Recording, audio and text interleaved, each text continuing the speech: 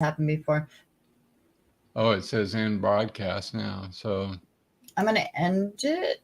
it shows that we're on. It shows that we're on. Okay, let's try it.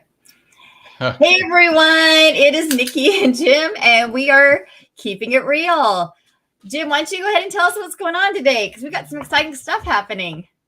Hey, today we have a special guest, Sandy Johnson, who's an appraiser. Last week we went over inspections, which is very important, but really the appraisal is kind of a very, very important one. It's for the banks, and everybody's trying to come up, or the appraiser's trying to come up with a fair market value so that the banks are comfortable, the buyers and the sellers are comfortable with the price that has been agreed on. So Sandy's going to be going over that in a minute, but we're going to have Carrie come on too from Fairway Mortgage, and she's going to go over the current interest rates. Welcome, Carrie. Welcome, Carrie. How are you? I'm great. How are both of you? Good. I am trying really hard to find your thing. It's been a technically challenging day. Yes, for sure. It really has, but guess what? I succeeded.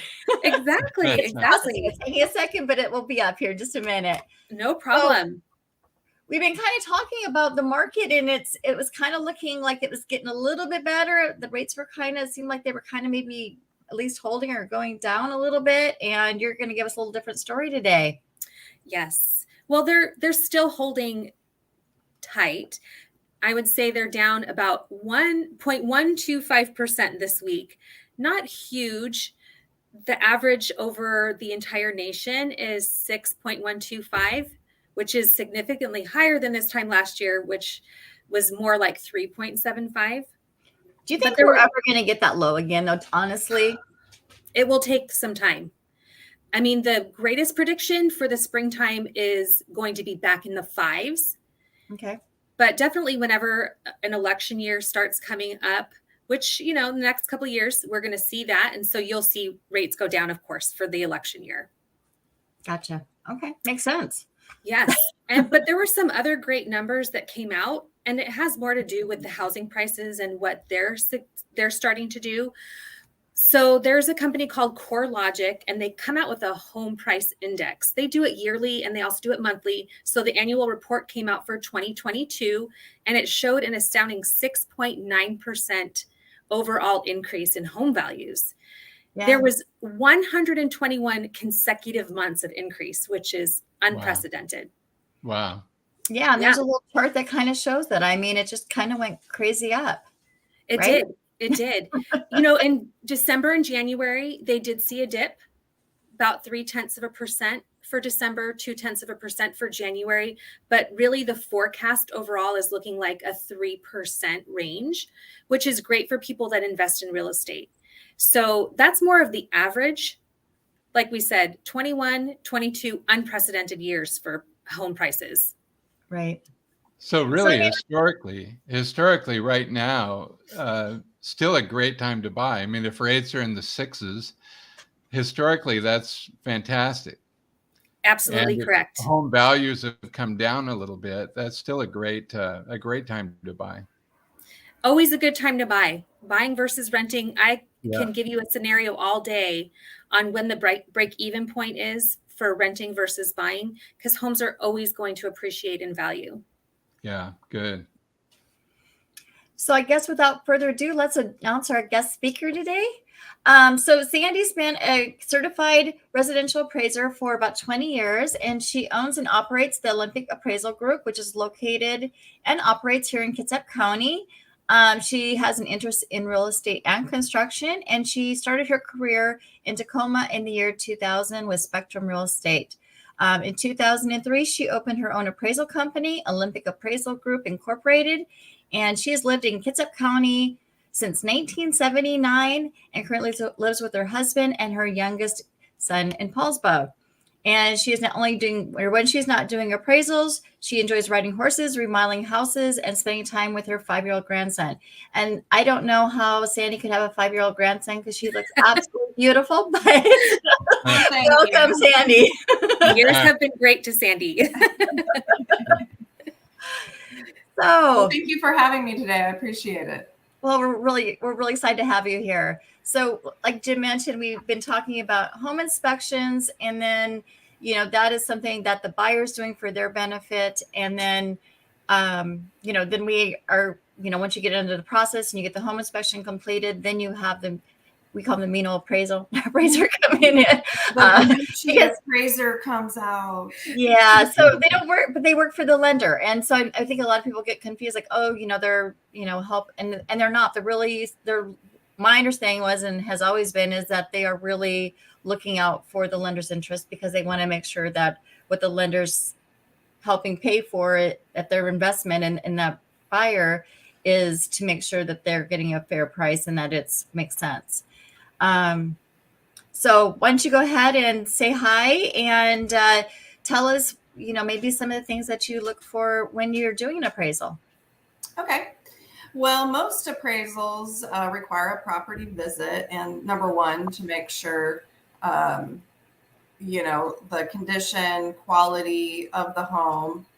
Also, if somebody's just relying on public data such as county records or Zillow, that information may be inaccurate. So an on-site visit is always a good idea to get a true feeling of the home.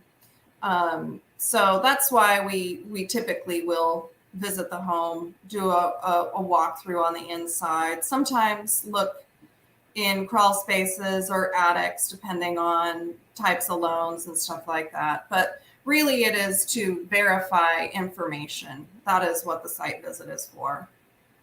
Okay. So I know that different loans have different types of requirements. So I know and I think the VA's kind of got a bad rap because, it's like they have to be very specific about what they're looking for. But mostly, I mean, if my understanding is correctly, a lot of it's just kind of basic safety and, hazardous kind of things and stuff like that. A lot of times you'll pick them out even in the home inspection, but on the appraisal side, you're also looking for those as well, right? And what kind of things would those be? Correct. So with those government-backed loans, they have minimum property standards. And a good rule of thumb to kind of decide what might be called out on an appraisal is health, safety, and preservation. Okay. So some examples of health, obviously, is, any kind of mold or anything visible, leaking septic or something like that. Safety, handrails on stairs, and make sure there's no missing stairs, decks without railings, or I've seen in instances where there's a second floor exit, let's say a door or a sliding glass door, but there's no deck or anything out there. They just haven't got that far. So that's a safety thing that we look for. As far as smoke detectors, carbon monoxide detectors, those all fall under safety. And preservation would be more towards, especially here in Washington with all the rain and the weather that we have, to make sure that there's a good coating of paint, that type of thing, to ensure that everything has a life expectancy of, what we typically would look for. Drainage can be part of that too. So. Okay. So Sandy, from a lending standpoint, I know when appraisals come back to us, some of the two main things that come back are not having earthquake straps on your water heater, mm-hmm. and not having the correct amount of carbon monoxide or fire alarms. Do you find that as well? Yeah, most real estate agents, they know that's going to come up, so they try to prepare their clients. But sometimes you have a vacant home, and or just slip somebody's mind, because the home inspector does also call that stuff out. The earthquake straps on the hot water heaters, that's fairly new. It is a state requirement now, where it used to not be. So, but it's been going on for a couple of years. So I feel like it's, working itself out. Everybody's preparing for it. And it's not coming up as much as it used to. Okay. And peeling paint, I know, is another big one, especially for VA loans, because, mm-hmm. especially if the home's older because of the lead-based paint concerns and stuff. Yep. That would fall under two categories: safety and preservation. Okay. Health and preservation. So I'm also in a group of brokers, and I know that, there's kind of we kind of chuckle sometimes because sometimes the appraisals, one appraiser will, they'll have an appraiser come out and like, oh my gosh, this person asked for this and this and this and this, and it's not it's not kind of the main things. Why would that happen? Do you know? Well, so FHA Specific here because it was kind of funny.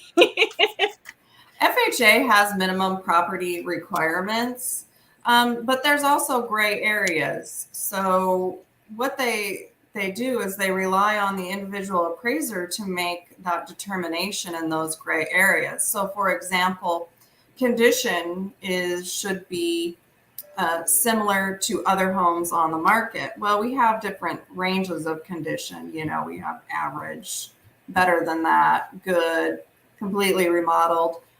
So if it is an average, in average condition, they expect us appraisers to kind of use our own judgment as to whether it's considered similar in condition as the other average homes. So do you use price to the, because that's what I was kind of wondering, because like I said, normally what you just said is totally, they'll look at the roof, they might look at the crawl space, they'll look, it depends on the type of loan, but definitely the water or the earthquake straps and the those kind of things. But this one was like the things that was just so, I was just so weird. It was just like, the caulking or something of the cosmetic, more cosmetic. Yeah. And so would that be because it was maybe a higher priced home and it wasn't falling within the price range, and then they were trying to get it up to that price range? Would that be maybe one of the considerations? That could be because that appraiser's discretion was, this house is close to being in, fairly good condition compared to the majority of the sales in the area. So, does that typically come up? No, but it can happen. It is the appraiser's discretion because an appraisal is one person's estimate. So let's talk about value then a little bit, if that's okay. So, obviously you're going out and you're doing the physical look at it. I know when I do like CMAs and stuff, I'm pulling up all the solds in the last 3 months and I'm trying to get them as similar to the property as I possibly can within that certain area. How do you do it? Because I know sometimes it's a little bit different. You guys, I've worked with another appraiser and he's, running numbers and figuring out square footage. And, I do that too a little bit, but he had a kind of different format that he used. How do you do yours? Yeah. So that, I think what you're talking about is, maybe a home that's in an area of not a development where all the houses are kind of the same. It's, more in the outskirts and there's not a real defined marketing neighborhood or something where, houses range, are real similar. So we call that technique bracketing. So we would then find, because we're not going to find the exact same house, right? So we would find one that's older or newer if we can't find one the same age. Living area, one bigger, one smaller, try to get the same bedroom, bathroom count. Sometimes we can, sometimes we can't. So, if it only has 2 bathrooms, we try to at least have one other sale with 2 bathrooms. And then that way the salient features are bracketed.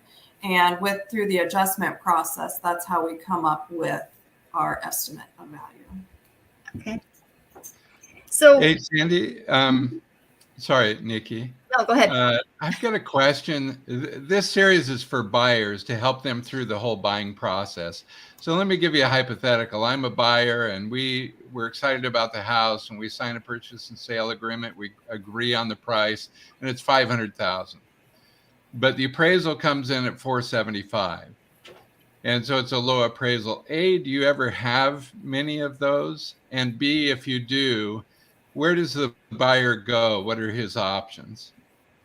Okay, so there is a process through the lender. It's called a reconsideration of value, where they all typically will have their own forms. So you contact the lender, find out what their reconsideration of value process is, fill it out. It's typically not looking for necessarily maybe errors on the report, but maybe a sale that the buyer or the buyer's agent felt like should have been used, was a comparable, and maybe could have brought the price up a little bit higher.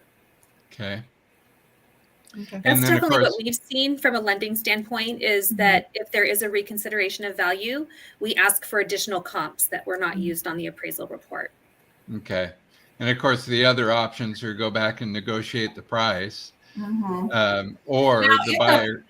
In the Go purchase ahead. and sale agreement, there is the option for the seller to pay for an appraisal. But of course, that has to go through the lender, and the lender has to approve that. So, and Carrie probably would know more about whether or not the lender would take a second appraisal. Generally, we just use the company that we work through, because we don't get to select the appraiser. We use a third-party company that assigns them. So we don't even know who the appraiser is going to be until we get the report back. Yeah. So most times, as far as the company that I work for, we use our own appraisal company for sure. Yeah, so definitely the reconsideration of value is usually the first process. Does it happen very often? I would say probably not, especially if you use Olympic Appraisal Group. I'm just kidding.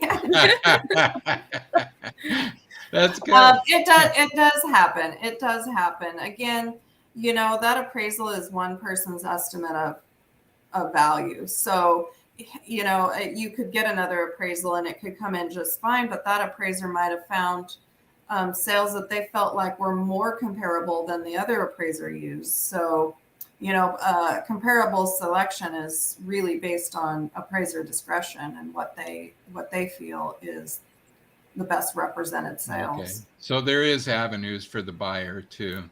There is. Yeah, you know, if you good. can't get that seller to come down, you can always do the reconsideration of value. Yeah, or come in with more cash. Yeah, but we don't want to do that. Right. I don't. So on those reports, I know sometimes we get conditions back. Mm-hmm. Do you want to discuss what conditions are and how do those work? You mean like the repair conditions? Uh-huh. Yeah. So if say we'll use the earthquake straps and the smoke detectors because we've already talked about that. So let's say the appraisal is conditioned on that. The nice part about having the appraisal done, and even though it's subject to, Carrie can take that appraisal and the loan all the way through underwriting and everything while the seller remedies these conditions. And then depending on what it is, sometimes the lender will just accept photographs of the carbon monoxide detectors or, you know, the earthquake straps from one of the realtors rather than having the appraiser go back out and do a reinspection. If it's a safety issue, the appraiser is going to have to go back out and reinspect. Absolutely. And that does create an additional fee as well, because you're using the appraiser's time. So most of the time it's $150 charge to go back out there. But like you said, we will accept if the real estate agent goes back in and takes photos of the installation of the carbon monoxide detectors, the smoke alarms, or the earthquake straps, and then we certify them so that the underwriter accepts those conditions. So Carrie, I think I was I think it was on the realtor topic. Sometimes like they'll take them, sometimes they won't. And the realtors kind of joke like, oh, this person would, but this person wouldn't or whatever. You know, I mean, as far as like taking pictures, I mean, you really do want to get like, you know, where you can see actually what it is that you're looking at in the area and then like up close so you can see like it's new or whatever, right? It's just, yes. Because I know some people just go take a picture of that and it's like, it could be anything anywhere. And so it'd be really difficult. So specific. Well, we actually had a deal, right, Nikki, that we needed to have more smoke detectors put in there. So we had to recertify those, and the pictures provided were great. They just need to be clear. And like you said, make sure that they're newly installed and we're good to go. Yeah. Because it does save the buyers some money sometimes. So not to have to do that. Okay. Any other like horror stories? I mean, because I know when I started doing real estate a long time ago, I mean, I was always told as a broker, like, just kind of don't really talk to you guys because you don't want to give you any information. I've also been hearing recently that, like the appraisers don't mind if you kind of give them a packet, like these are the upgrades and, these are some of the comps that we used.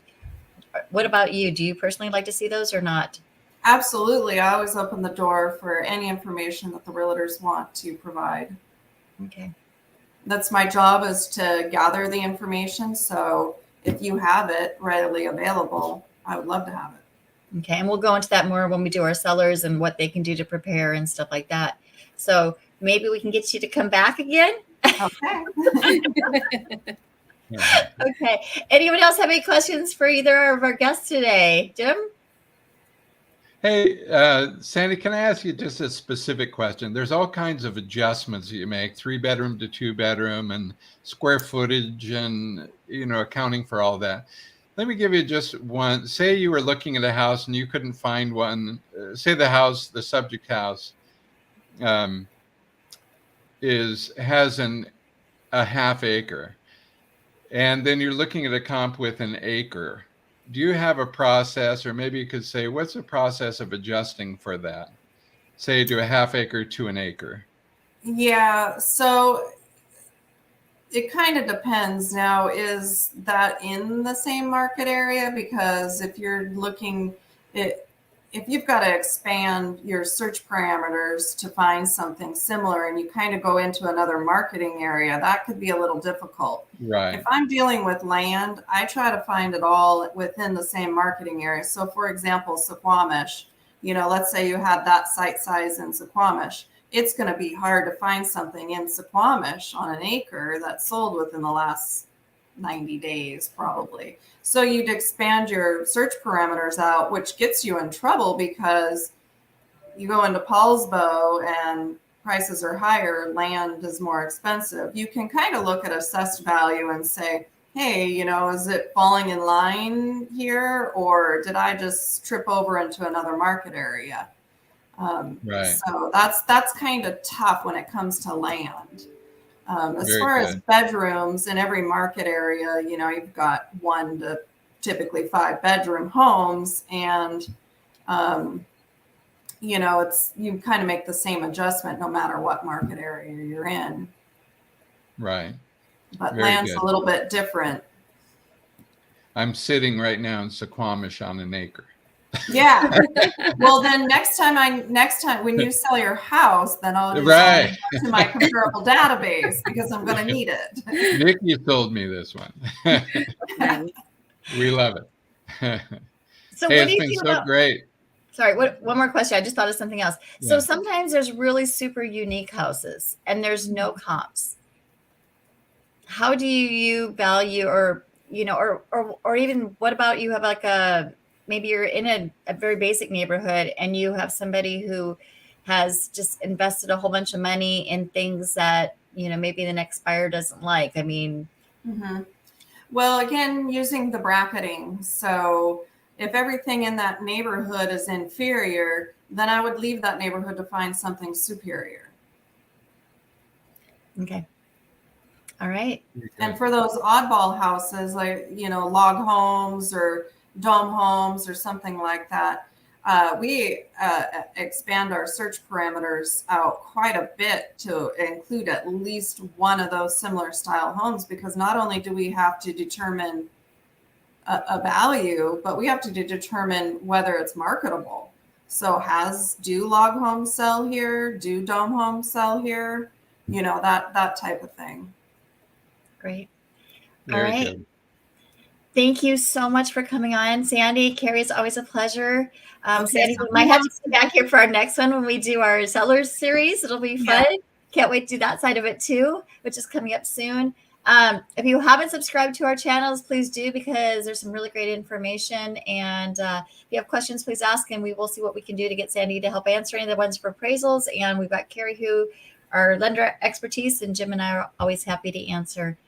So thank you guys very much, and have a great day. Thank you so much. Thank you. Thanks for having us. Bye-bye.